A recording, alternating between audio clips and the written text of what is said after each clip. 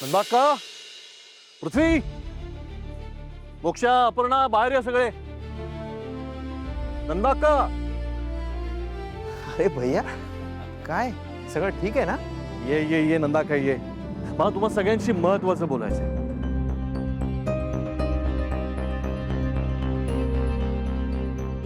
ये नंदाक्का, बस. नाही असू दे, ठीक आहे. काय झालं सांग, मी ऐकते. नंदाक्का, मी मोक्षाचं लग्न त्याच मुलाशी ठरवून आलोय ज्यांनी या नात्याला नकार दिला होता.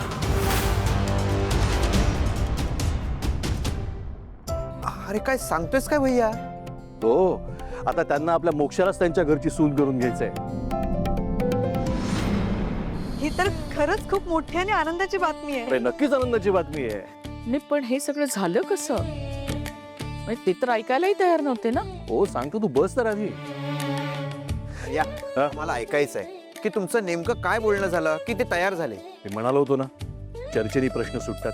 मी त्यांना जाऊन सांगितलं की जो काही प्रकार झाला तो गैरसमजातनं झालेला होता. आमची मोक्षा खरंच खूप चांगली मुलगी आहे. तिला तुमचा मुलगा पसंत आहे. काय पसंत आहे की नाही? हो. फक्त एवढ्या गोष्टीने ते तयार झाले? हो. बरं, त्यांच्या मुलाचा एक अतिशय उत्तम ॲग्रो प्रोजेक्ट आहे. ते प्रोजेक्ट मी ऐकलं आणि मला असं वाटलं की या प्रोजेक्टचा सगळ्यात जास्त फायदा कोल्हापुरातल्या शेतकऱ्यांना होणार. म्हणून त्या प्रोजेक्टला मान्यता मिळवून देण्यासाठी मी प्रयत्न करीन असा शब्दही देऊन आलोय. शिवाय माझ्या नावावरची 50 एकर जमीन मी आता मोक्षाच्या नावावर करणार आहे.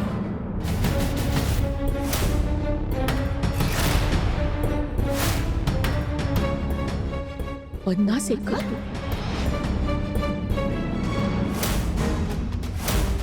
विश्वंभर, एवढं मोठं पाऊल? नंदाक्का, मला सांग, तुझ्याशिवाय काय ग या घरामध्ये? नुसत्या भिंती. आणि मला सांग, आपल्या मुलीच्या सुखासाठी एवढं पण नाही करायचं का?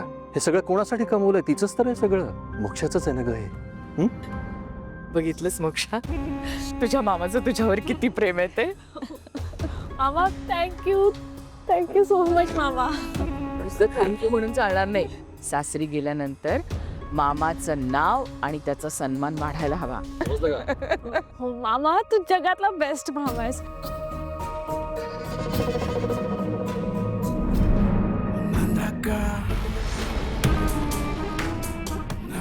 दादा, हो. तर तुम्ही जरा बाहेर जा. बाहेरचे काय काम असेल ते बघा. हा,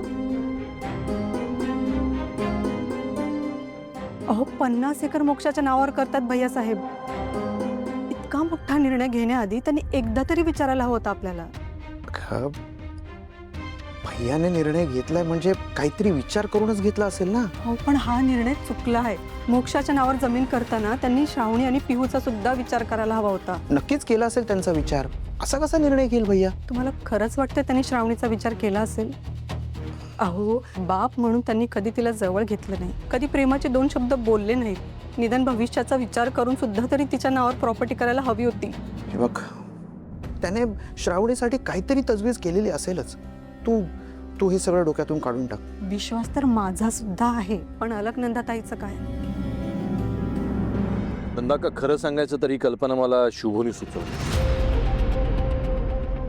तो म्हणाला त्या मुलीला शिक्षा करून काही उपयोग नाही. त्यापेक्षा मुलाच्या आईवडिलांशी बोला, चर्चा करा. कदाचित चांगलं काहीतरी घडेल. अच्छा, म्हणजे हे सगळं कारस्थान शुभ्याचं आहे. तर श्रावणीला वाचवण्यासाठी यांनी विश्वंभरला हे डोस पाजलेत. हे शुभ्याला ना तर मी बघूनच घेते. मानलं शुभूला. तू शुभूच्या सांगण्यावरून त्यांच्या दारात गेला होतास? मी त्यांच्या दारात गेलो नंदाक्का, कारण आपल्या मुलीचं भलं व्हावं म्हणून. कारण तो मुलगा खरंच खूप चांगला आहे. मी तर म्हणलो तुम्ही लग्न केलं पाहिजे, पण ती लोक तर पार तुमच्या लेकरापर्यंत गेलीत मॅडम. आणि हाईट म्हणजे तुम्ही त्या आशीर्वादासाठी पैसे पण दिलाय. Madam shut up. चंप्या बावळट, बिनकलेच आहेस. अरे काय पृथ्वी, बायको बरोबर काय डिस्कस करत होतास? तुला काही प्रॉब्लेम आहे का? नाही नंदाक्का, मला काय प्रॉब्लेम असणार आहे? ते ऑफिसचं एक काम आठवलं होतं ना, ते डिस्कस करत होतो आम्ही. अच्छा,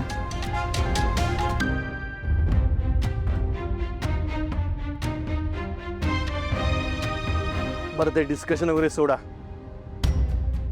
आपल्या मोक्षाचं लग्न ठरलंय, तयारीला लागा, लग्न जोरदार व्हायला हवं. पण विश्वंभर, त्यासाठी तुला किती संघर्ष करावा लागलाय हे लग्न मोडणाऱ्यांना कळू दे जरा.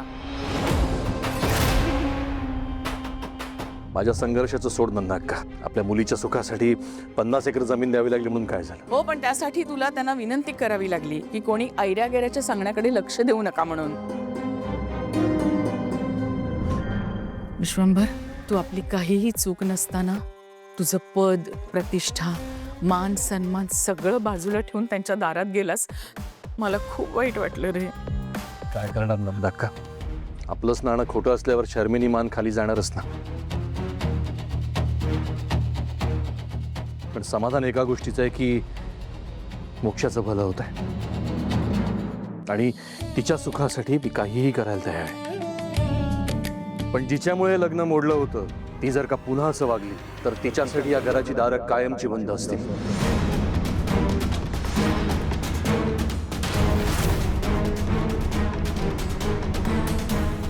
सांग तिला.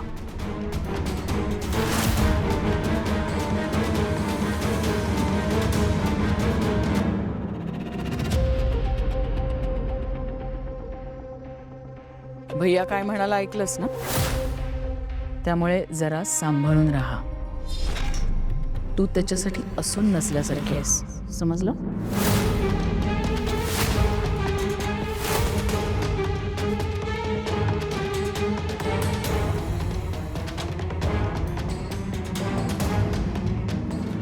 विश्वंभर एवढं बोलला तरी हिचा तोरा काही उतरत नाहीये. या शुभ्यानेच तिला चढवून ठेवलं असणार. भारी बातमी दिलीत साहेब, खरंच भारी. आयडिया तूच दिलीस ना. काम योग्य असेल तर सँक्शन करा. मी तेच केलं. साहेब काम सँक्शन करा बोललेलो, पण तुम्ही तर जमीन देऊ केलीत आणि साहेब माफी. शुभू, मला त्यांच्याकडनं होकार हवा होता आणि जमीन वगैरे मोक्षासाठी तिच्या मामाकडनं दिलेलं एक छोटंसं गिफ्ट असं समज. तिच्यासाठी आणि माझ्या बहिणीच्या आनंदापुढे काही महत्वाचं नाही मला. शुभू, काही करून ना हे नातं जुळणं गरजेचं होतं. साहेब नातं कुठं जुळवलं तुम्ही? तुम्ही तर ते विकत घेतलं साहेब. काय बोलतोय शुभू? माफ करा साहेब, मी जरा जास्तच बोलावलंय, पण मी भोगतोय साहेब. नाती विकत घेता येत नाहीत आणि ती विकत घेतलीच तर त्यांची किंमत मोजावी लागते. नात्यांबद्दल तू मला सांगतोस? हे सगळं मी नात्यासाठीच केलंय, माझ्या बहिणीसाठी केलंय. आणि शिवाय मोक्षाला तो मुलगा आवडला होता. मुलगा चांगला आहे आणि जोडीदार चांगला असणं फार गरजेचं असतं. सुखी संसारासाठी ते फार महत्वाचं असतं शुभू. पण जोडीदार चुकला ना, ती सगळीच गणितं चुकत जातात.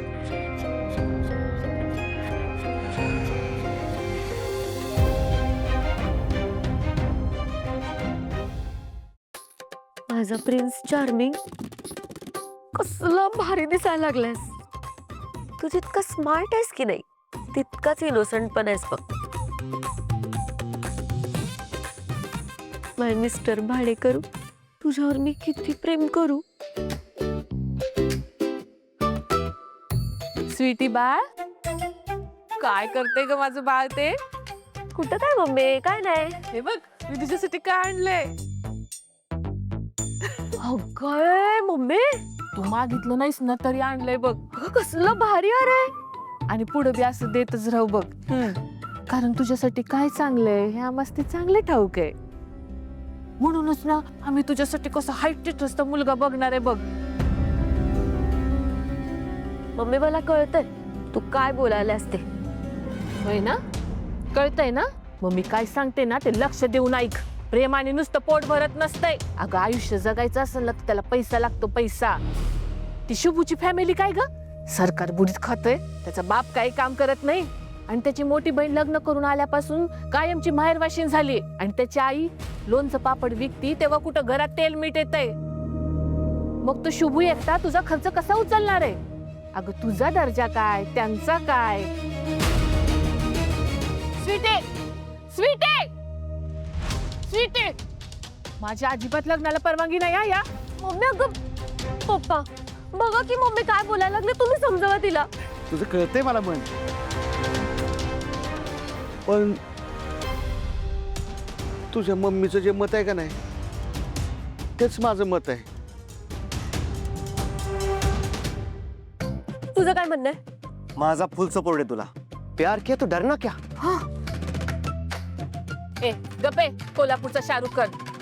स्वीटे, तुला जर शुभूशी लग्न करायचं असेल ना तर माझं मेलेलं तोंड बघशील. नाही ठीक आहे, आता तू पण बघ मी काय करतो ते. स्वीटे,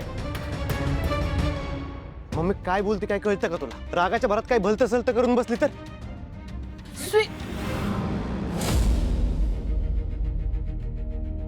तू का घर सोडून चाललीस का काय? मम्मी त्यात काय लिहिलंय ते नीट वाच तरी आधी. माझ्या मम्मी पप्पांनी माझ्या नावावर खूप प्रॉपर्टी ठेवली आहे, पण ती प्रॉपर्टी मी शुभोला ट्रान्सफर करून जीव देत आहे. माझ्या संपत्तीचा वारस शुभू असेल आणि माझ्या मरणाला जबाबदार माझे मम्मी पप्पा. स्वीटे, अगं का असं खुळगत करतेस? खुळगत नाही मम्मी, त्यात जे लिहिलंय का नाही ते मी करणार म्हणजे करणार. आता बघा तुम्ही तुमच्या कर्माची फळं. मम्मी बोल की काहीतरी. असं काय बी करणार नाही बाळा. बेटा ए सुटी, तू माझं लकीचा आर माईक नाही सांग, असं का करलास. मम्मी बोल ना काहीतरी. स्वीटे, तुझ्या मनात आहे ना तसंच होईल. मी तयार आहे. खरंच मम्मी, आई शपथ mummy, I love you. Sweetie, शुभला तुझ्याशी लग्न करायचे का नाही हे माहितीये का तुला? त्याचं दुसरं कोणावर प्रेम असेल तर?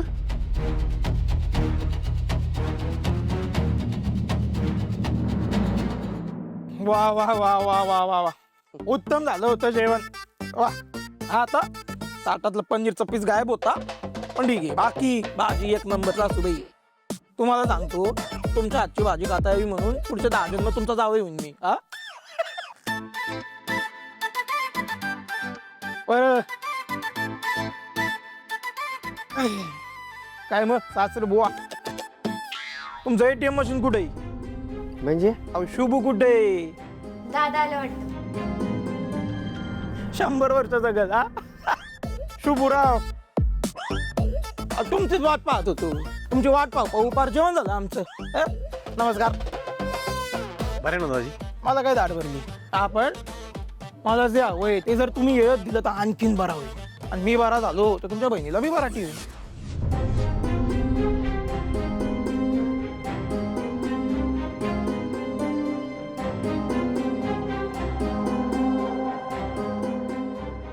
हे काय हा, आता पुरीचं डोनेशन बी भरून व्हायचं नाही. तू काय भीक देतोय मला? दाजी मी देतो पैसे थोड्या दिवसांनी. कवा देतो? नाही नाही बरोबर आहे. खानची कापरण बाप तशी लेकर. बाप पनीरचा तुकडा चोरतो आणि पोरगा पैसे चोरतोय. दोघंच चोरटे.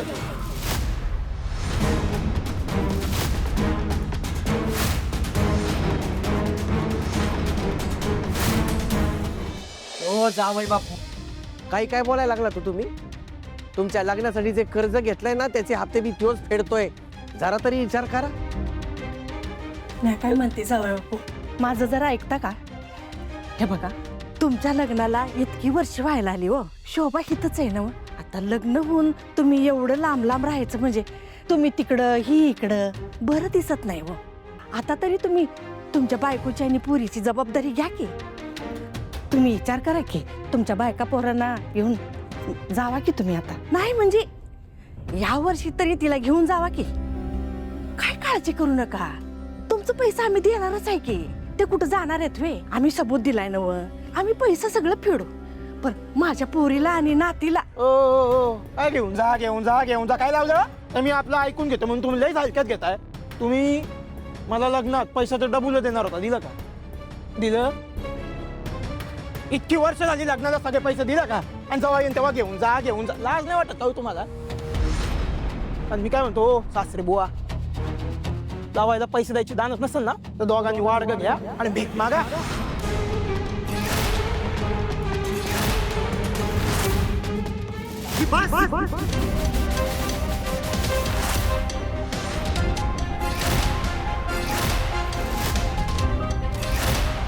पुढे एक बी शब्द नको हं?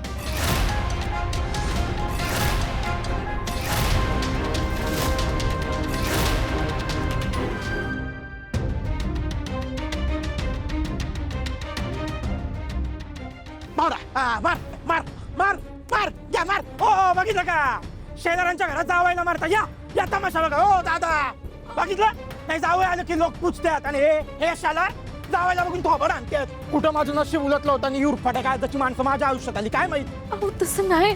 कशाला कांगावा करताय हा तुम्हीच तुमच्या हाताने शुभू अरे काय केलंस हे त्यांच्यावर हात उचलायच्या आधी आमचा जरा तरी विचार करायचाच ना. एकतर आधीच या घरात एक दिवस बी राहणं मरणासारखं झालंय आम्हाला. आणि तू तर आमचा संसार कायमचा मोड्या निघालास रे. अगं शोभा शुभूने काय नाही केलं. हो बरोबर तुझा लाडाचा लेख आहे ना म्हणून त्याचीच बाजू घे तू. ए शोभे तुला ध्यानात नाही आलं होय? अरे इथं लेकानं पार थोबाड आणलं तरी त्याचीच कड घ्यायची यांना. शोभे माफी मागायला सांगा. माझा शुभू माफी मागणार नाही हा. शुभू आई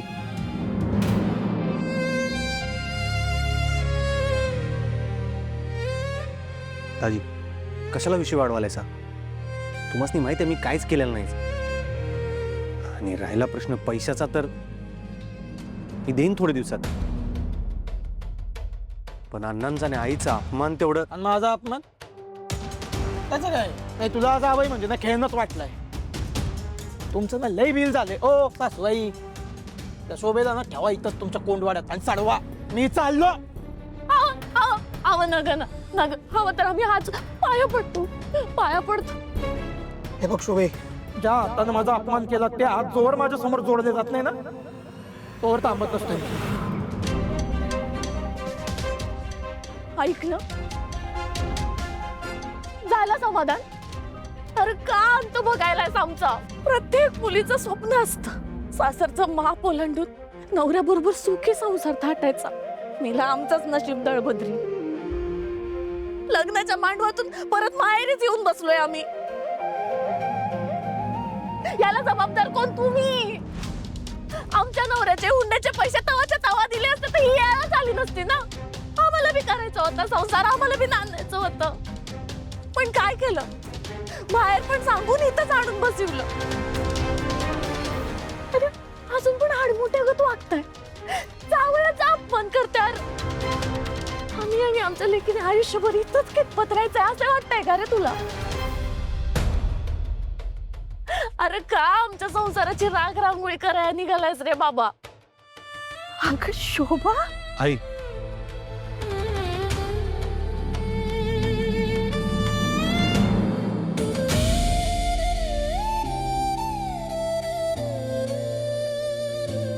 दाजी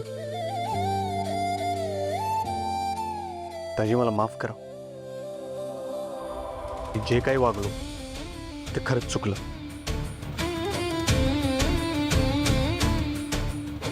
मी तुम्हाला शब्द देतो मी तुमचे सगळे पैसे फेडेन.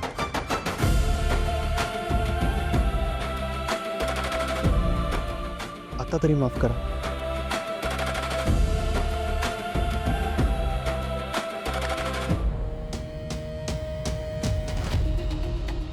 माफ केलं जा.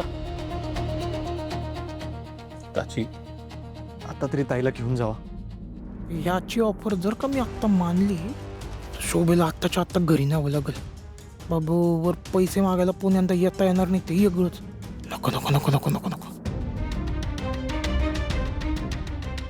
नाही नाही नाही नाही नाही ए बघ भले मी माफ केलं असेल पण आत्ता जो अपमान झालाय ना माझा तो माझ्या जिवारी लागलाय. आता तुमचं तोंडच नाही ना मागायचं. अहो अहो अहो थांबा की.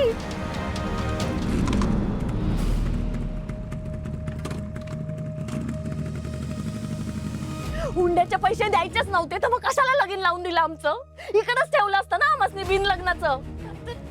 नाही तर हिरी ढकलून द्यायचं ना तिथं मेलो असतो आम्ही. अगं काय बोलायला तू तर गप्पच बस रे शुभू. आमच्याच हातून मागच्या जन्मात कुठलं तरी पाप झालं असेल म्हणून तुझ्यासारखा भाऊ मिळाला आम्हाला. आमचंच मिळून नशीब दळभद्री. शोभा नाही आहे या येळी आम्ही बरोबर आहोत. नशीबच तळपत्री.